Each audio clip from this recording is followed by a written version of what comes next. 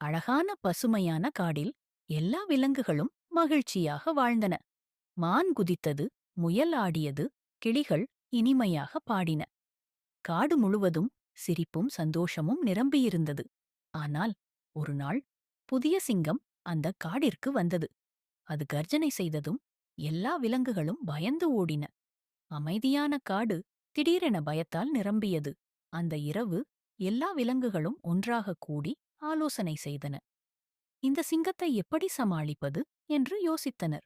ஆனால் யாருக்கும் தைரியம் வரவில்லை. சிங்கத்தின் முன் யார் செல்ல முடியும்? அப்பொழுது ஒரு சிறிய அணில் முன்வந்து தைரியமாக சொன்னது, நான் சிங்கத்திடம் பேசிப் பார்க்கிறேன். அனைத்து விலங்குகளும் ஆச்சரியப்பட்டன. சிறிய அணிலின் இதயம் பெரிதாக இருந்தது. நீ யார்? என்னிடம் என் பேச வருகிறாய்?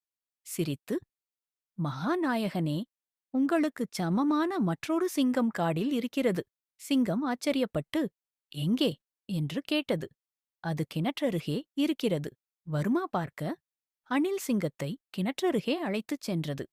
இதோ அந்த சிங்கம் கிணற்றுக்குள் இருக்கிறது என்று சொன்னது. சிங்கம் கீழே பார்த்தது. கிணற்றில் தன் பிரதிபலிப்பை பார்த்த சிங்கம், அவன் எனக்கே சவால் விடுகிறானா என்று கோபத்தில் கர்ஜித்தது. அது குதித்தது. பிளாஷ்!